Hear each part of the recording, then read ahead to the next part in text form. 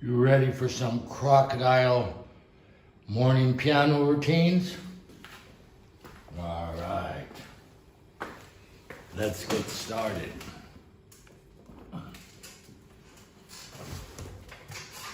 The morning is the best time to practice musical instruments. The reason is because if you've been sleeping, had a good sleep, the mind is incredible, the brain, and it's rested all night and it's been repairing itself while it's sleeping. And so in the morning, your brain, for memorizing new music, is an incredible tape recorder. And so being that it is a tape recorder, it's very important that you learn not to practice mistakes. If you're making mistakes, then you need to slow down or you need to break it down. Anyway, start off with some warm-ups on Chopin's Etude, The Waterfall, Opus 10, number 1. This one is incredible for the right hand for stretching and arpeggios and endurance.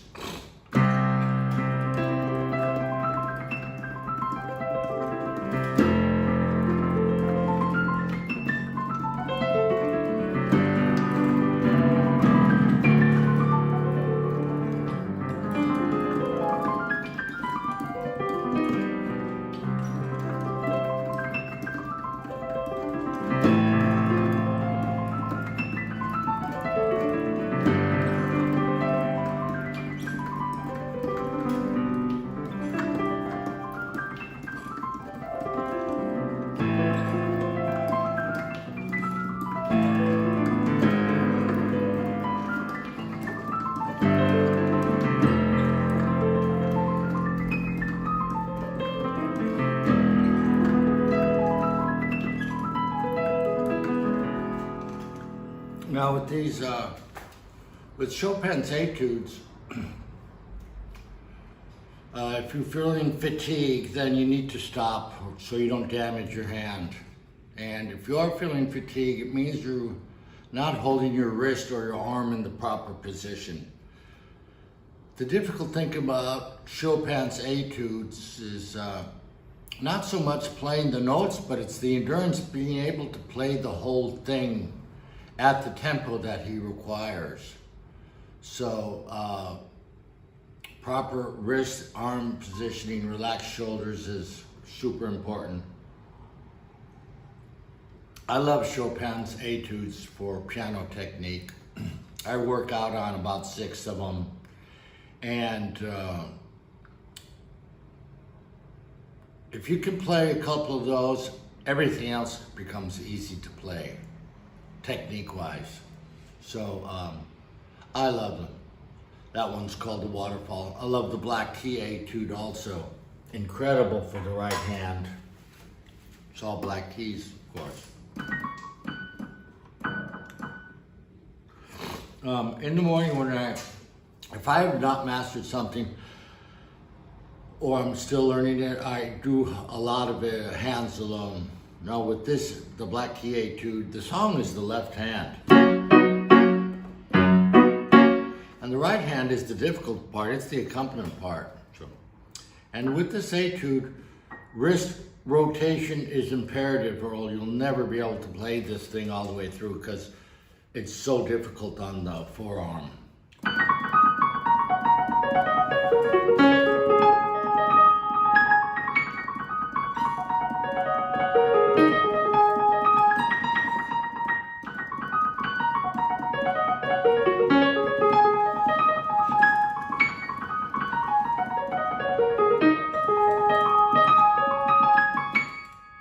Next section.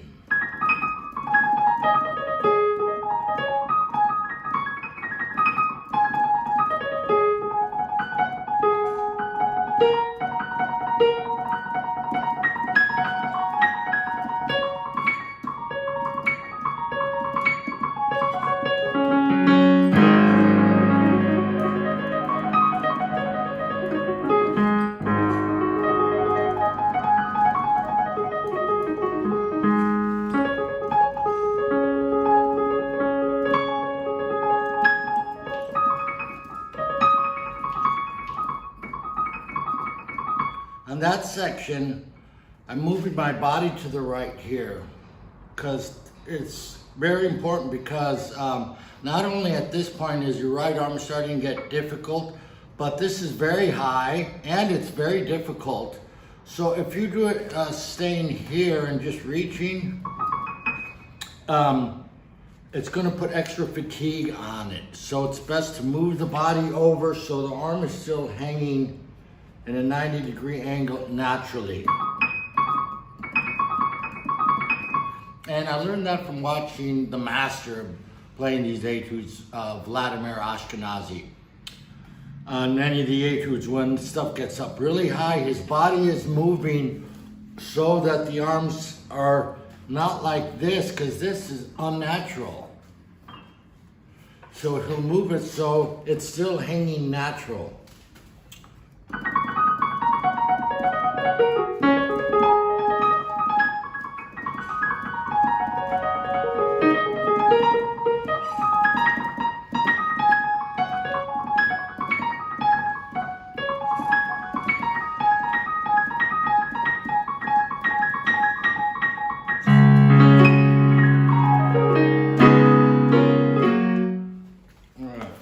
Now for the coda.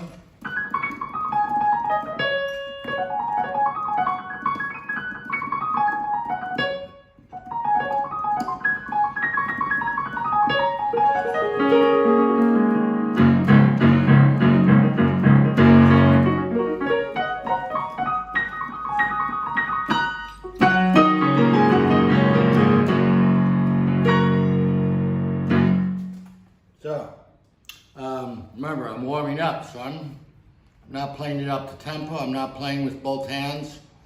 I make a mistake. So for you critical classical concert pianists, guys, you be easy on me.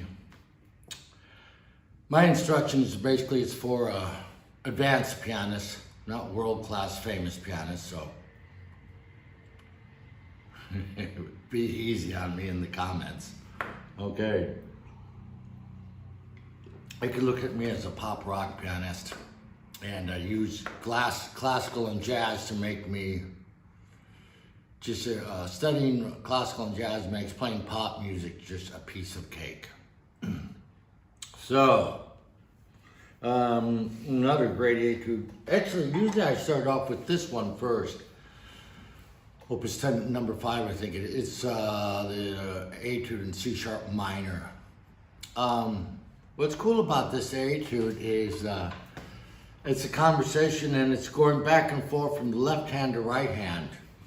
And I think it's the fastest etude that, tempo-wise, that he marked the tempo. But anyway, I like doing it hands alone because it's not ready yet. So I'm working on it hands alone still. And not at tempo.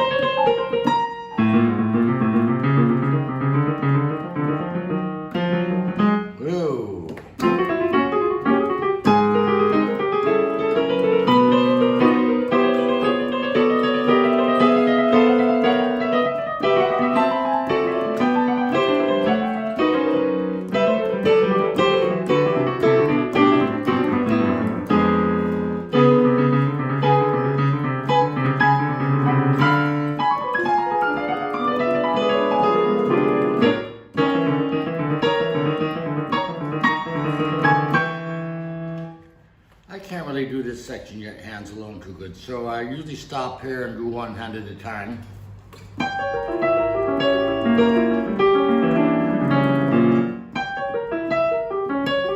See, I made some mistakes, so I'm going to slow down.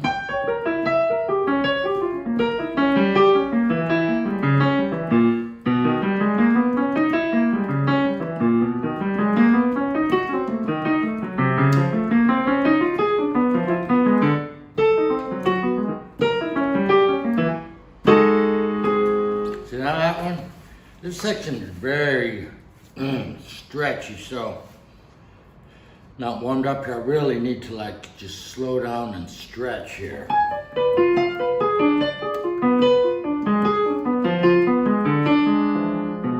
Now what these are is a diminished seventh chord.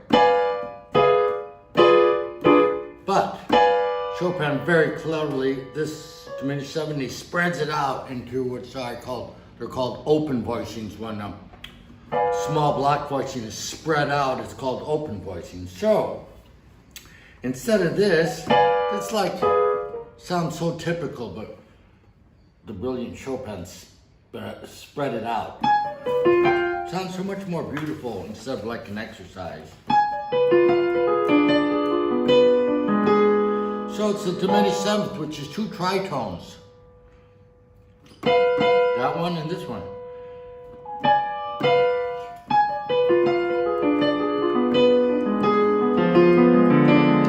Then another diminished seventh.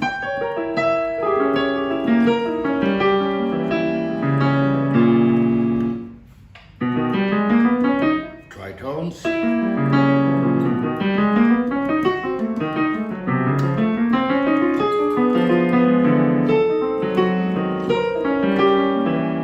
So it takes the diminished sevenths there, it goes up by half step, forcing you to play there's only 3 diminished sevenths, so he's forcing you to learn and master all 3 of them.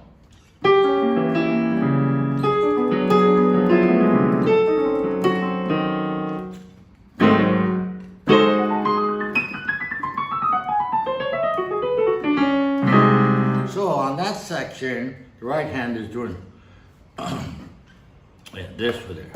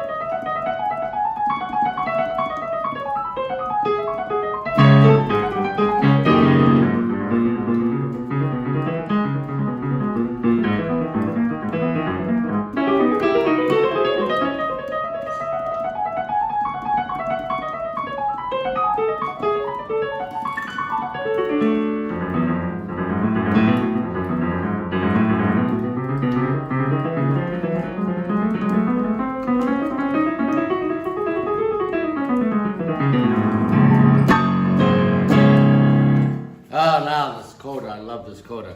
I can't really do it together hands alone yet, so left hand is this. The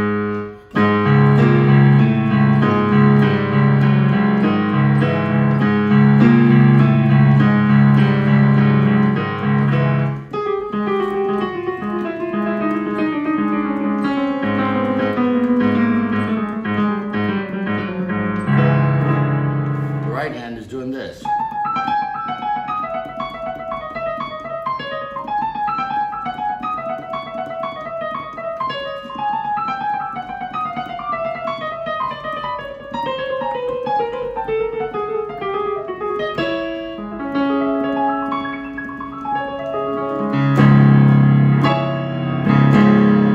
So it's cool here how Chopin's taking the shape on the diminished seventh, and for this ending he's coming down chromatically, forcing you to play it in all 12 keys, but also turning it into beautiful music. Anyway, so that's enough of that for the morning routine. I can't tell you how these Chopin's etudes, my teacher from Juilliard turned me on to these. in Pasadena, California, in my home. And since then, my piano playing just went up the ladder 20 steps. So if you have never learned a Chopin etude and you want to learn one to improve your technique, here's my advice. Pick one and make sure that you love the etude, because it's going to take so much work to learn it. You'll get sick of it and you won't ever make it if you're not in love with that etude. So pick one that you love, learn hands alone perfectly, slow tempo, and then put it together. Use the metronome and go gradually raise the metronome, and you'll get it and you'll master it, and you'll be amazed when you look back.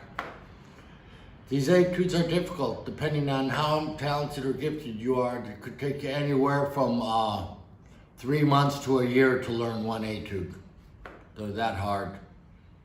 Now, there's geniuses, brilliant people that can do it faster, but that's probably average. I mean, I had a teacher who's from Juilliard. There's 24 etudes, and he said he only learned 7 of them. He said just because they're so stinking hard. He said, yeah. So, all right. Well, that's enough. Roger Mielke here. If I have not introduced myself, have a good day.